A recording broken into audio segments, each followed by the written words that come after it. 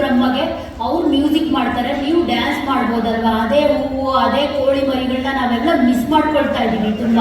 ಓಕೆನಾ? ಯಾರು ಆ ಥರ ಕಲರ್ಫುಲ್ ಆಗಿ ಸಿನಿಮಾ ಮಾಡ್ತಿಲ್ಲ. ಸೊ ನನ್ಗನ್ಸಿದ್ದು ಎಲ್ಲ ಗ್ರಾಫಿಕ್ಸ್ ಎಲ್ಲ ಮಾಡ್ತಿದ್ದಾರೆ ಬಿಡಿ, ಆದ್ರೆ ನಿಮ್ ತರ ಹೆಣ್ಮಕ್ಳನ್ನ ನೀವು ಲೈಕ್ ಮಾಡೋ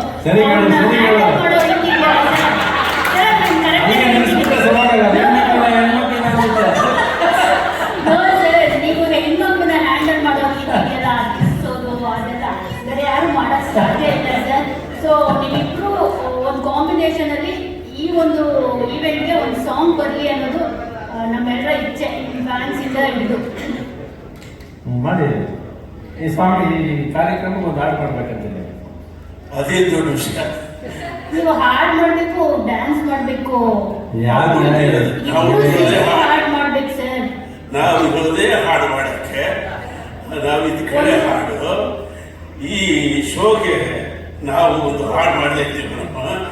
ಆ ಹಾಡು ಹೆಂಗ್ ಹುಟ್ಟುತ್ತೆ ಅನ್ನೋದೇ ಕುತೂಹಲ, ಅದು ಶೋಲಿರುತ್ತೆ ಸರ್. ನೀವಿಬ್ರದ್ದು ಈ ಒಂದು ಸಾಂಗ್ ಒಂದು ಹಾಡಿಗೆ ಇನ್ಸ್ಪಿರೇಷನ್ ಬೇಕಂದ್ರೆ ಇನ್ಸ್ಪಿರೇಷನ್ ಪಕ್ಕದಲ್ಲಿರುತ್ತೆ.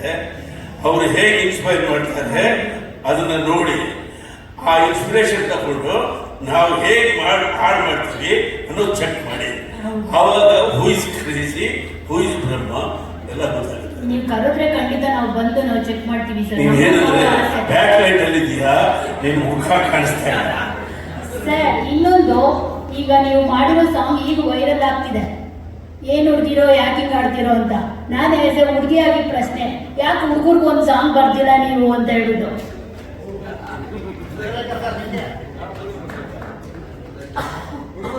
ಸರ್ ನಿಮ್ ಸಾಂಗ್ ಈಗ ವೈರಲ್ ಆಗ್ತಿದೆ ಸರ್, ನೀವು ನೋಡಿದೀರಾ ಅಂತ ಅನ್ಸುತ್ತೆ. ಸಕ್ಕತ್ತಾಗಿದೆ ಲಿರಿಕ್ಸ್, ನಾವ್ ಈಗ ಕೇಳ್ತಾ ಇದ್ದೀವಿ. ರೀಸೆಂಟ್ ನೋಡಿದಾರೆ ಹೆಣ್ಮಕ್ಳಿಗೆ ನಿಂತರ ಯಾರು ತೋರ್ಸಲ್ಲ ಸರ್ ಅಂತ. ಈಗಾಗಲೇ ಗಂಡ್ಮಕ್ಳು ಬರೀ ಅಂತೀಯ, ನೀವೇನು ಹೇಳಿದ್ದು ನೀವು ಹೆಣ್ಮಕ್ಳ ಜೊತೆ ಡ್ಯಾನ್ಸ್ ಮಾಡ್ತಿರಲ್ಲ, ಹಿಂಗೆ ಹೇಳಿದ್ಬಿಟ್ಟು ಈಗ ಹಾಕಿ ಆ ಥರ ಮಾಡಲ್ಲ ಅಂತ ಹೇಳಿದ್ದು.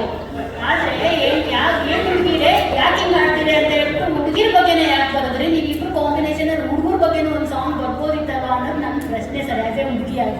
ಅದಕ್ಕೆ ನೀನು ಪ್ರೊಡ್ಯೂಸರ್ ಆಗಿ ಒಂದು ಸಿನಿಮಾ ಮಾಡಿ ಹುಡುಗರ ಬಗ್ಗೆ ಕತೆ ಬರೆಯೋದು ಒಂದು ಸಿಚುವೇಶನ್ ತಗೊಂಬ.